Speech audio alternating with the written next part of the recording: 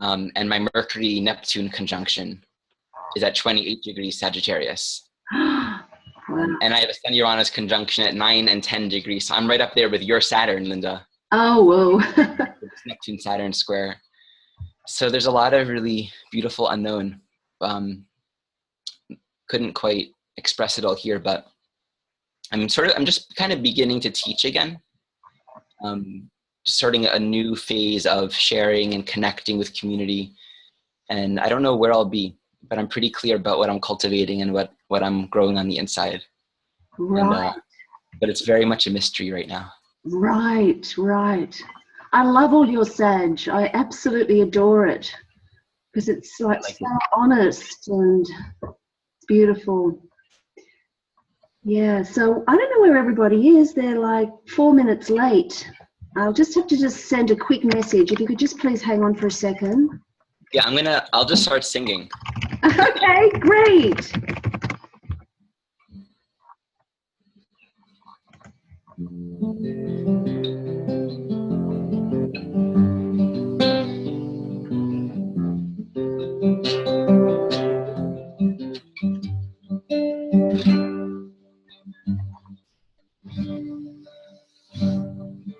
So for those who are listening, this is actually a part of the program. I was going to sing you a song. So I'm going to start by singing a song now. And forgive my Spanish. This is from my brother Shimshai. Cuando todo lo que tenemos es lo que necesitamos. Y el amor de Dios para siempre estará. Para hacer su trabajo, vivir con la paz, y la promesa del cielo esté contigo, y la promesa del cielo esté contigo. Cuando todo lo que tenemos es lo que necesitamos, y el amor de Dios para siempre estará.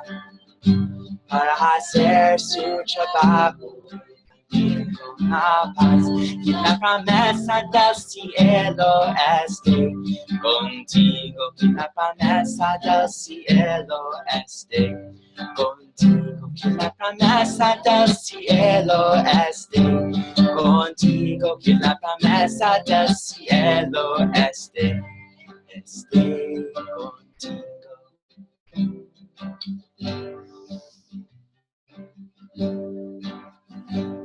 For when all we have is all we need, and the love of the Lord will forever be, to do thy work and to live in peace, that the promise of heaven may be with thee, that the promise of heaven may be with thee.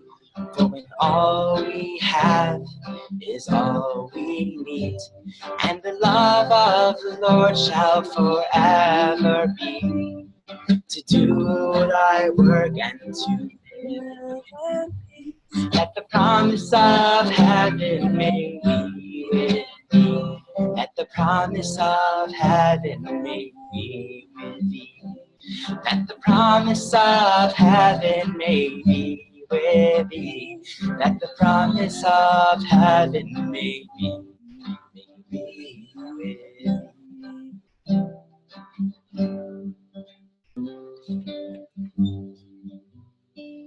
For when all we have is all we need, and the love of the Lord shall forever be, or do thy work and to live in peace, that the promise of heaven may be with thee, the promise of heaven may be with thee, that the promise of heaven may be with thee, that the promise of heaven may be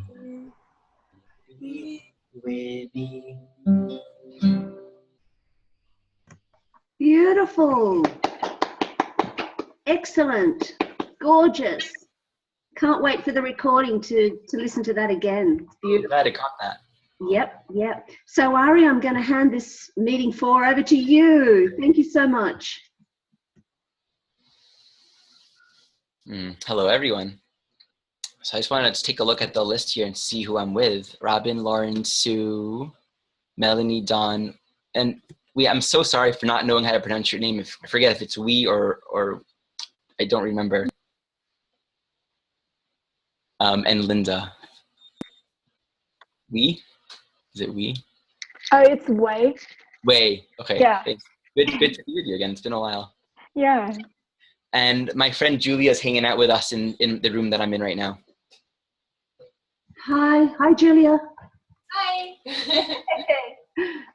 for letting me join.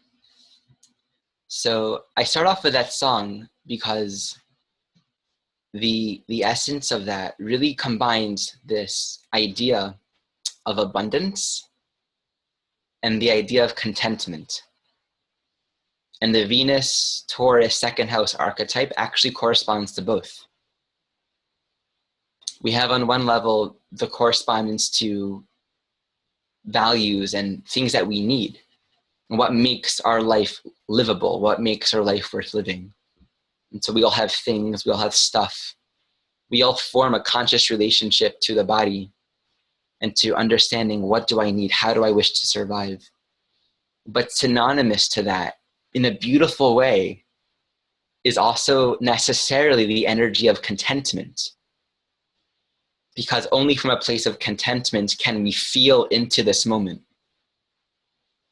Can we actually feel with our senses and notice, oh, what's the body actually wanting, or what's actually arising right now, what's needed? I was hanging out with a man recently, and I was in Maui, who in the 80s, he was doing a microbiotic diet because everyone told him that was the way to go for the health issues that he was working with. And it didn't really work for him. And at a certain point, he was turned on to this concept called intuitive eating. And I don't know his chart. He probably has a lot of Sag because he's very Sag. But what he shared with me really stuck with me. He spoke about this way of eating where he smells the food, and he actually cultivates a relationship with listening to his body. And over the many years that he's been eating that way, he's found subtle personal truths about his needs, how he is to live, what his way of being in this physical body is. And just to share one thing that I've received from him, an inspiration, is often he'll find that he's just called not to eat food. And he's not going to fast necessarily. There's not a construct of I'm fasting. It's more of a, right now, nourishment wants to come from the air. Nourishment wants to come from getting in the ocean, or just breathing the air and being in the sun. In this culture, which is an overly yang culture, very much oriented towards doing and adding, very consumeristic. Even within a spiritual, lifestyle, our conditioning is to be sort of oriented towards, what can I get? What do I need? What can I get? What more can I add on to my life? What practice, what supplement, what diet? Where can I get it? How much do I need to get it? We oftentimes miss out on the more subtle, just appreciating what's happening right now. But because of the consciousness of lack, the belief that I'm lacking something, that I don't have enough, that this moment isn't enough, we're often constantly running to something. And so when it comes to food in particular, we're often just eating and inundating our senses in all ways without really finding out from this place of emptiness what's really wanted. And I feel collectively in general right now that the evolution of consciousness for humans, for this planet, is moving more and more towards realizing how much potential we have that we haven't quite accessed, because we've been living in a way where we're just sort of using our bodies, using our minds, using our words, but not really conscious of their power, not really conscious of their potential and the instruments that we actually are, the cosmic instruments. So as I open up this talk, I also want to invite everyone to ask questions, and I guess you could, I don't know, unmute yourself or maybe write in the chat screen, however you want to do it. And we'll just take it as it comes. Just please raise your hands and then I can unmute you. There we go. So in this farm that I was living at recently, I've always had this issue with farming and gardening in general. I've had this belief about myself that I don't know what to do. Like, I see people planting seeds and doing things, and it's always felt for me for a long time until recently that I have to know certain things, and that there's just like a lack of understanding about the earth and how to grow and and it's always felt very strange because I also know that I eat food every day, and that food comes from the earth. And how odd is it to not really understand the growing process and to not be involved in it? I met this woman who told me that before she would dig in the earth, she would pray and enter into a sort of an internal communication with the earthworms in the area that she was intending to dig, so that she can tell them she's going to be digging. And whenever she would do that, she told me, there would be no earthworms that next day where she would dig. Hearing that had such a profound impact on me, because it gave me a piece that I'd been missing, that I was searching for, and that I didn't even know that I was searching for, which is relationship. And that's what I'm going to be speaking about today. That the essence of our own worth and our own survival is also rooted in our inherent relationship to everyone and to all things. I'll come back to this story in a moment.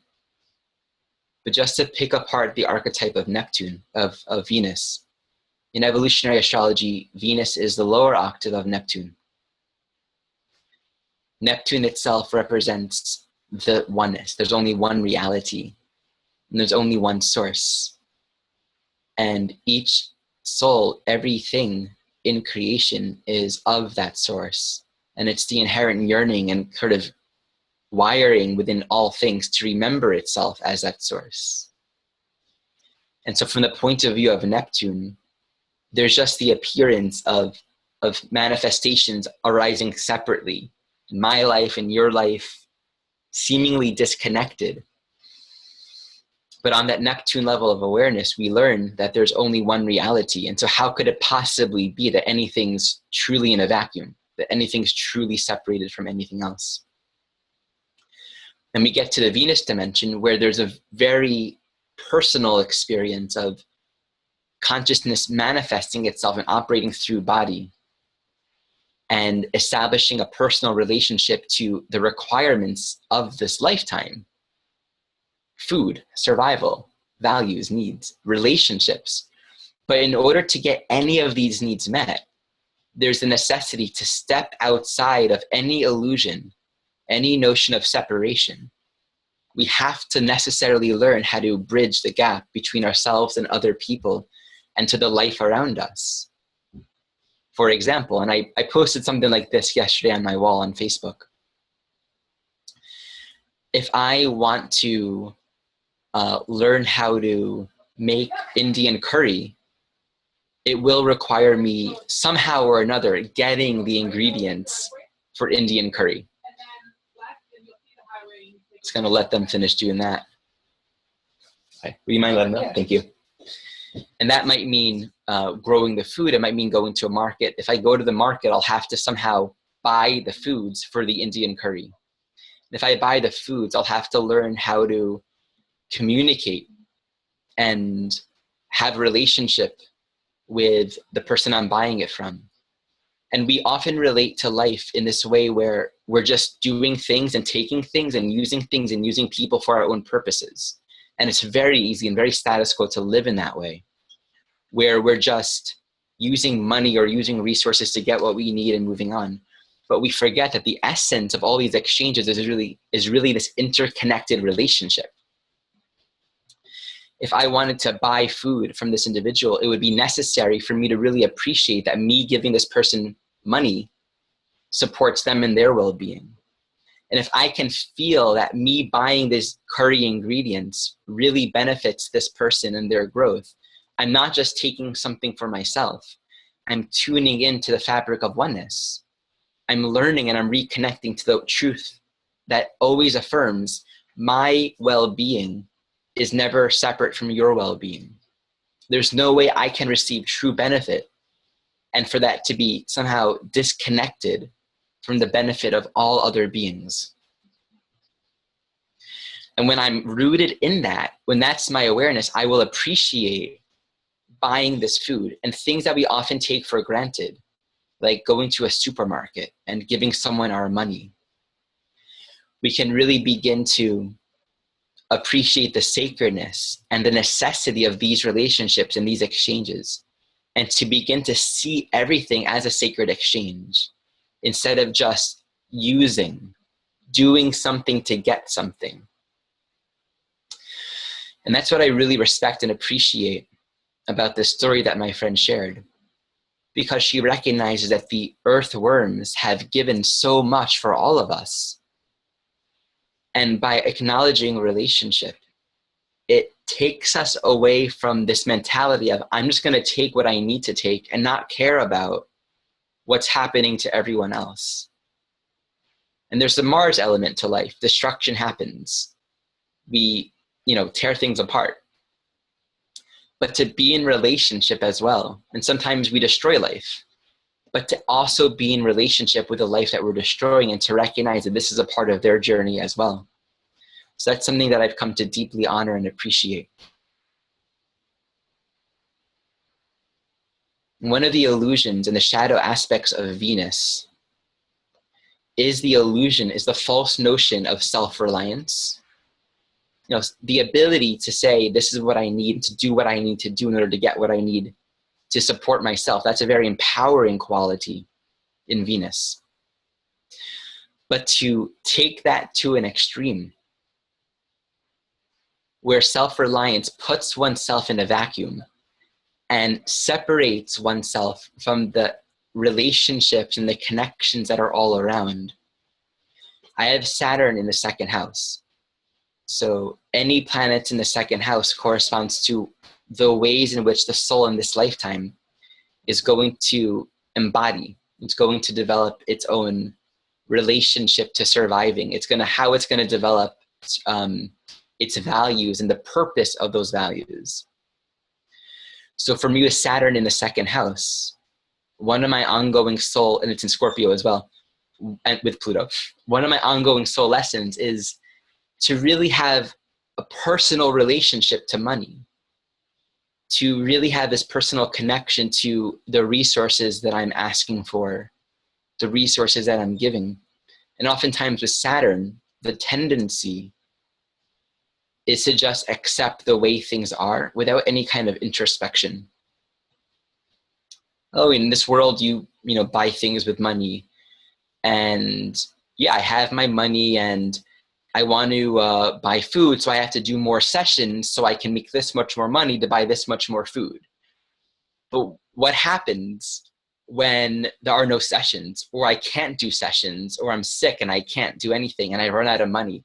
What happens when the ways in which any of us have isolated ourselves in some form of control, where we depend upon the way of living that we're familiar with, and we have to step outside of that isolation? It's what Jeffrey Wolf Green has called the frog in the well, that little narrow world that we put ourselves into that can actually be very challenging for the existing worldview that we hold.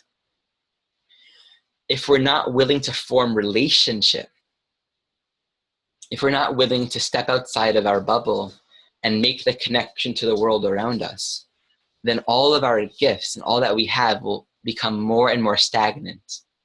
It will dry up and we won't be able to experience. It's almost like sustaining a life based on the assumption or the lazy holding that everything will be the same. Everything will remain exactly the way it is. But of course, the Scorpio polarity, the Pluto opposition to Venus, says everything has to change as it is.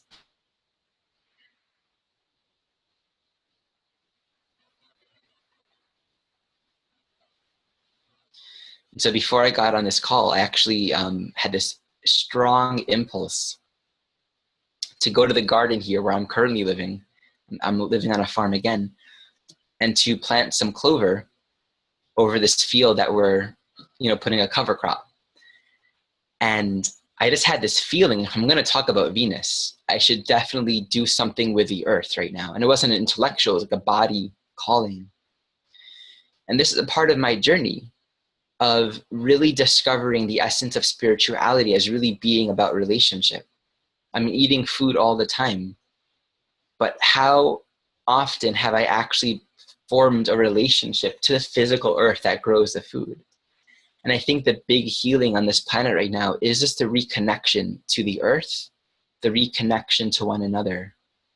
And the way that we've been living, where there are so many steps removed, it supports and further perpetuates a consumer mentality that allows us to believe in this separation. But when Scorpio, the force of evolution, comes along and things can't sustain the way they are any longer, we are necessarily forced to open up to one another. And so I want to speak a little bit about my ideas, what I'm learning, what I'm discovering in my own journey. And this is why I want to talk about it, because it's fresh for me, about abundance, what abundance really is.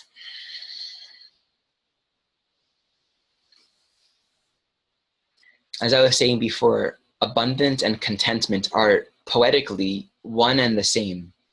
So like the opposite of abundance isn't lack, isn't absence. In truth, there's really no such thing as a state of lack. And that's a deeper understanding of consciousness, that this moment is enough. And what often happens in a state of lack, simply we're not in this moment. All of our thoughts are running towards, in a state of worry, the future or the past. But when we are in this moment, we find out, and this is Neptune, the higher octave of Venus, we truly find out it's like a glorious freedom. It's like really good news that this is okay. Fundamentally, we discover it's like an element of forgiveness, that where we are right now must be the perfect place to be. And what we have right now must be the perfect place to be. Because the deeper truth of creation is oneness. There isn't more than one. There isn't something else. So all of our striving sort of negates, it resists, it denies this fundamental truth. And so when we come into that contentment, it really creates a spaciousness for what wants to blossom. And I'm learning from the earth, and I'm learning from all relationships. There's a way of dancing. If I'm dancing with someone and I'm feeling a strong attraction, or I'm really excited to dance, there's something to say about just kind of feeling it for a while first. Even if I'm dancing alone, actually for most of my life with all of my Sagittarius, if you have Sagittarius, can kind of be like this really loud energy that takes up a little bit too much space. Karmically, that's sort of been a part of my journey. So when I've gone to dance, I've often just jumped into the music, like feeling the sensation and being so excited, and then getting completely exhausted. And something that I've been really enjoying is sort of just like smelling the music, feeling it, experiencing it in my body without needing to do something about it. Feeling the attraction to that person without needing to do something about it, and feeling into the moment, because this must be good enough. It's the belief that I don't have what I need right now that lends us to rush to get what we need, be it a person or a thing or an experience. But trusting this moment's good enough, and there's so much sensation there. There's a growing that happens, just like with the earth. Everything takes time, it's graceful, it's sort of fluid in its own way, in its own rhythms. I often find that by waiting and just sort of being with sensation, I flow with a natural blossoming that's impersonal to me. It's a current that is, it's like the music itself. It's like a wave in the ocean. I get to allow myself to flow with it and to move with it.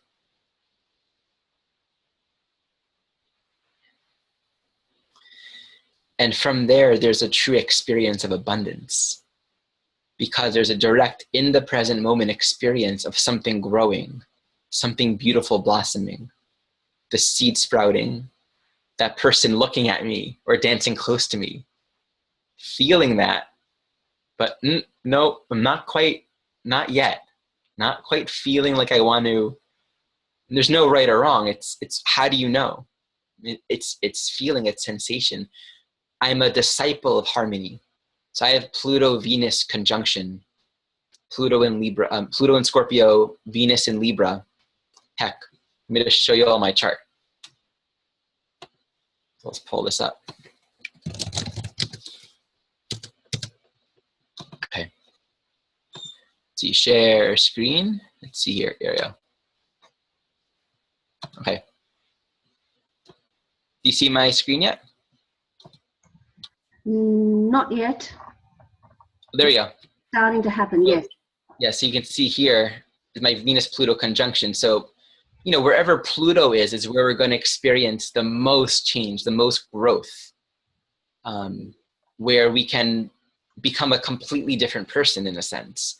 So my soul, you know, Venus is also about relationship. Libra is very much the relational component, but it's in the second house, also very much about self-esteem, self-worth. So within me, there's a deep pull, a drive within my soul to osmose with the essence of harmony and to really understand cellularly the true meaning of balance and harmony in relationship with other and with the body. With it being in the second house, there's a focus on, of course, my own body, my own space. But the Libra ruling the second, Venus in Libra with Pluto, is also about sharing and connection with others. So I just wanted to offer, let's see if I can get this screen. How do I,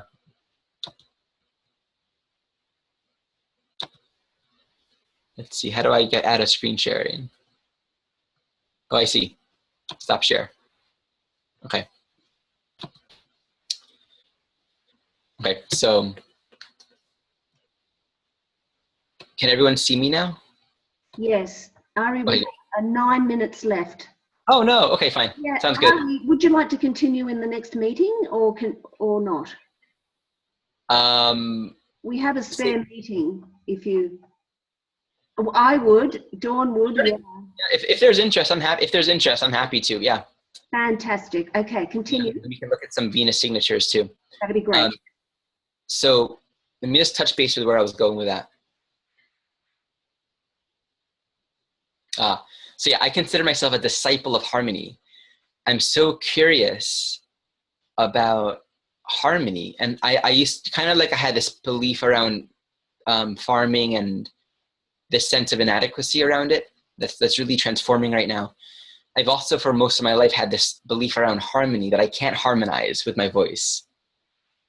And I've often just seen those who can harmonize as having something that I can't have. But what I've been learning is the gateway to harmony is sensation, is feeling, is being open. And I'm just learning. It's just this beautiful alchemy of, you know, hearing a person singing, feeling the song, but not just running into expressing. There's this dance with deep inner listening, deep connection to sensation, but also staying grounded and connected with the beauty and mystery of the other at the same time. And this is all relationship. When we take this into the realm of needs and asking for needs, oftentimes we get fixed on this false idea of something is going to be taken from me. That's one of the core Venus dynamics of either we possess people and things or we're afraid of losing people and things. So we relate to the world from a personal perspective.